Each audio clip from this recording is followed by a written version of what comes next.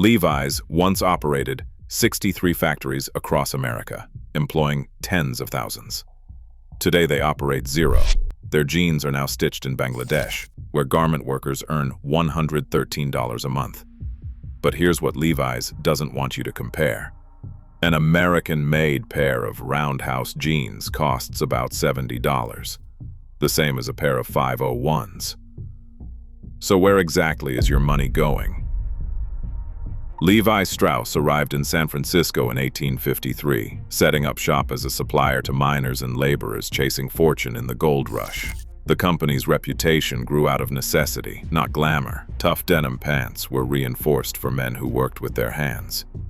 In 1873, Strauss and Reno tailor Jacob Davis secured a patent on a simple but revolutionary idea: copper rivets at pocket corners and stress points, making jeans that could withstand years on the job. This was not fashion. It was a promise to American workers, a guarantee that their clothing would hold up under real conditions. The Levi's name became a shorthand for durability and usefulness, a badge of trust built on the backs of tradespeople and the reality of American labor, not the shifting winds of style. At its height, Levi Strauss & Co. operated a sprawling network of 63 manufacturing plants across the United States. Tens of thousands of American workers stitched, cut, and finished jeans in facilities spread from California to Georgia, Texas to Tennessee. This was not a faded legacy or a distant memory. By 1996, the company reached $7.1 billion in revenue, its highest in history.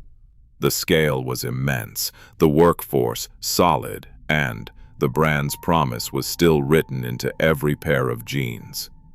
Made for American workers by American workers. But beneath the surface, pressure was building. Over the next 6 years, sales plummeted by more than $3 billion, dropping to about $4 billion by 2002. The company's profit collapsed even faster, falling from $411.5 million in 1997 to a mere $5.4 million just 2 years later.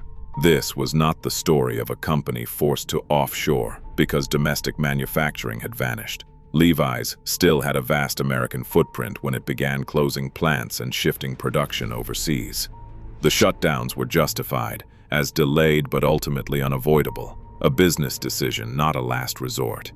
Yet the numbers challenged the rescue narrative. Offshoring did not save Levi's. The jobs disappeared, but the price tag on a pair of jeans stayed the same.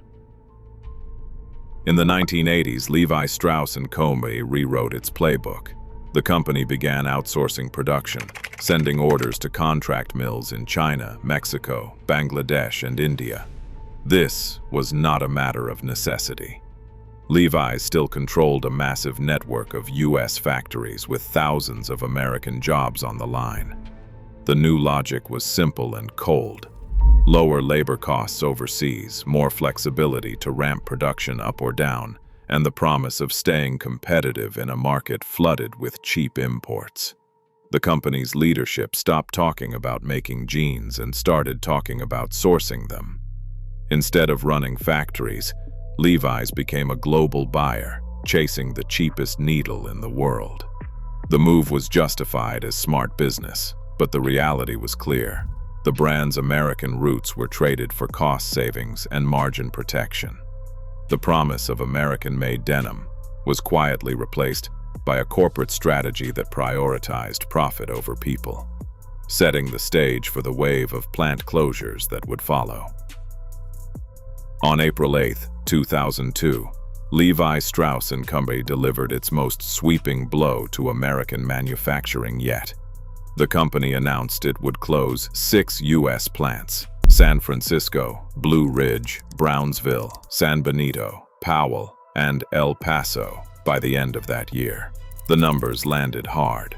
About 3,600 jobs eliminated, a cut that wiped out nearly a quarter of Levi's remaining American workforce in a single move. CEO Philip Marino justified the decision as necessary to stay competitive, offering no promises, only the logic of global apparel markets. For the workers and their towns, there was no room left for the old guarantees. The closures hollowed out communities that had depended on Levi's for generations, leaving behind empty buildings where denim once rolled off the line. Less than 2 years later, the last thread was cut.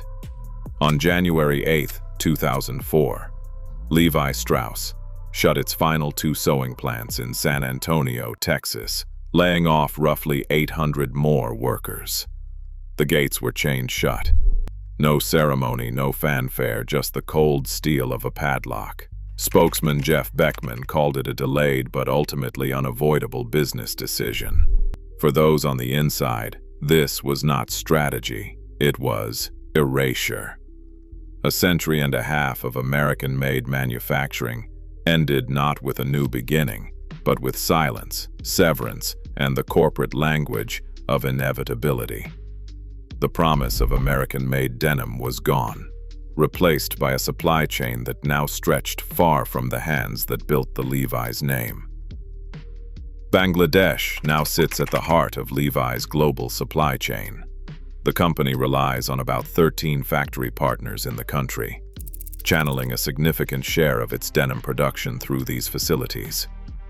Estimates from industry analysts and company disclosures put Bangladesh's share at more than half of Levi's global denim output, far outpacing any other sourcing country. In these factories, garment workers earn the legal minimum wage, which stood at 12,500 taka, or about $113 per month, in late 2023. That figure is less than 40% of what labor researchers calculate as a living wage for the region. In November 2023, thousands of Bangladeshi workers took to the streets, demanding $208 per month, just enough to cover basic needs. The protests were met with force. 2 workers were killed and dozens more were injured or arrested. The reality inside these sewing lines is a world away from the old Levi's plants in Texas or Georgia. The people who now make the company's jeans are largely invisible to American consumers, but their labor is stitched into every pair. Levi's maintains public lists of its global suppliers, yet the company's transparency stops short of naming individual factories or disclosing audit results. While many major brands have signed onto the Bangladesh Accord, a binding agreement for fire and building safety, Levi's has chosen a different path, relying on its own code of conduct and in-house monitoring. This decision leaves workers dependent on voluntary corporate oversight rather than enforceable third-party protections. Beyond Bangladesh, Levi's sources denim from Vietnam, India, Pakistan, Cambodia, and Egypt. The company's own statements confirm that essentially 0 production lines remain in the United States at any meaningful scale. The American workforce that once defined the brand has been replaced by a global network of low-wage labor, all while the retail price of a pair of Levi's remains on par with jeans still cut and sewn by the few remaining American holdouts.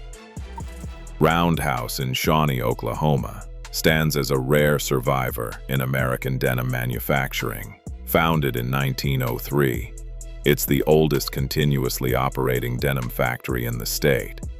Each day, about 1,000 pairs of jeans are cut and sewn from American-grown cotton by a workforce that measures success in steady output, not in marketing slogans. David Antosh, whose family has guided the business for decades, puts it plainly. They make hardly any money on these jeans. Margins run under 5%.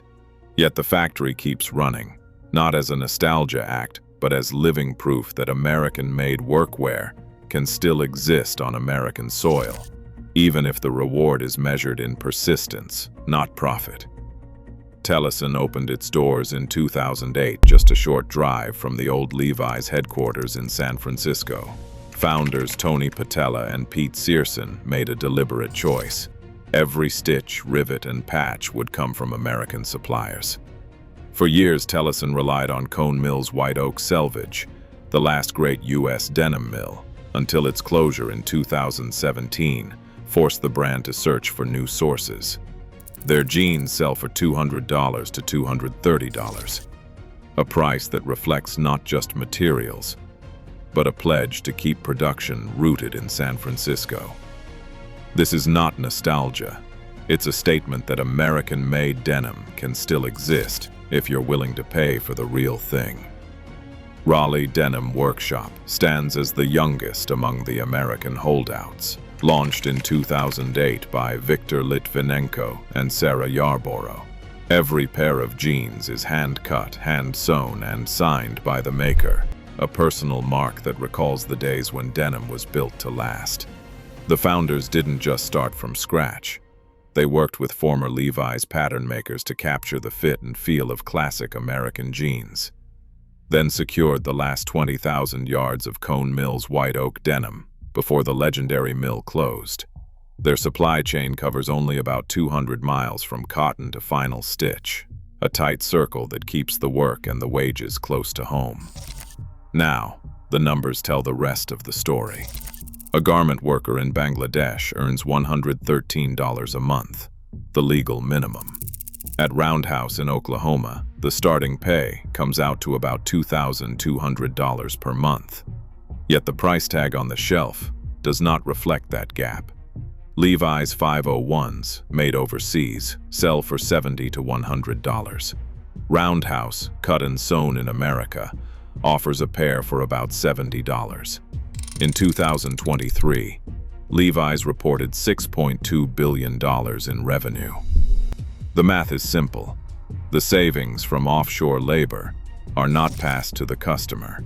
They are captured as profit.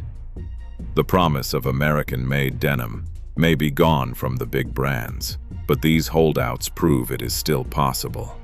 The only thing that has changed is who gets paid. Levi's calls its offshore shift inevitable. Yet, while American factories closed, prices barely changed, and so did profit margins. Heritage branding sells a story, not a reality. The last U.S. denim holdouts prove it is still possible to make here.